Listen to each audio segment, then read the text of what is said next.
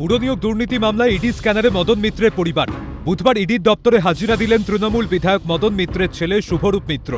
বুধবার সিজিও কমপ্লেক্সে হাজিরা দেন তিনি। সূত্রে খবর, কামারহাটি ও টিটাগড় পুরসভায় ১২৫ জনকে চাকরির সুপারিশ দেওয়া হয়েছিল, যাদের নিয়োগ বেআইনিভাবে করা হয়। অর্থের বিনিময়ে ওই ১২৫ জনকে নিয়োগ করা হয় বলে অভিযোগ ওঠে। এই ঘটনাতেই নাম জড়িয়েছে কামারহাটি তৃণমূল বিধায়ক মদন মিত্রের। অভিযোগ, বেআইনি নিয়োগের মাধ্যমে আর্থিকভাবে লাভবান হয়েছেন কামারহাটি তৃণমূল বিধায়ক মদন মিত্র। নিয়োগের মিডিলম্যানদের মাধ্যমে চাকরি প্রার্থীদের কাছ থেকে নেওয়া ঘুষের টাকা পৌঁছে যেত মদন মিত্রের কাছে। সেই টাকায় লাভবান হয়েছেন মদন মিত্রের ছেলেরা ও স্ত্রী। ঘটনায় ১৩ই জুন তৃণমূল বিধায়ক মদন মিত্রের সমস্ত বাড়িতে তল্লাশি চালায় ইডি। সেদিন ব্যাংকের নথি বাজেয়াপ্ত করে।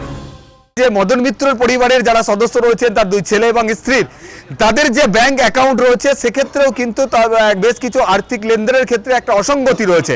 ফলে মদন মিত্রর ছেলেদের এবং তার স্ত্রীর নামে থাকা ব্যাংক অ্যাকাউন্টের যে আর্থিক লেনদেনের ইঙ্গিত বা তথ্য বা নথি ইডির আধিকারিকরা হাতে পেয়েছেন, সেই বিষয়েই কিন্তু এই পুরনিয়োগ দুর্নীতির তদন্তের ক্ষেত্রে তার ছেলে এবং তার স্ত্রীকেও তলব করা হয়েছিল ইডির তরফ থেকে গত সপ্তাহে নোটিশ পাঠিয়ে। ২৩শে জুলাই তলব করা হয়েছে তৃণমূল বিধায়ক মদন মিত্রের স্ত্রীকে এবং ২৯শে জুলাই ডাকা হয়েছে কামারহাটির বিধায়ক মদন মিত্রকে। তবে এখন প্রশ্ন উঠছে, পুরনিয়োগ দুর্নীতি মামলাতে যোগ রয়েছে তৃণমূল বিধায়ক মদন মিত্রের। সময় বুঝে দোষ ঢাকতেই কি রীত তৃণমূলে যোগ দিয়ে বিদ্রোহী রূপ মদনের? তবে বিদ্রোহী হয়েও যে রক্ষা হলো না, ইডির তদন্তে কি তথ্য উঠে আসে, সেটাই এখন দেখার। ক্যামেরায় বিধান মাহাতোর সঙ্গে মফিজুল ইসলামের রিপোর্ট, ক্যালকাটা নিউজ।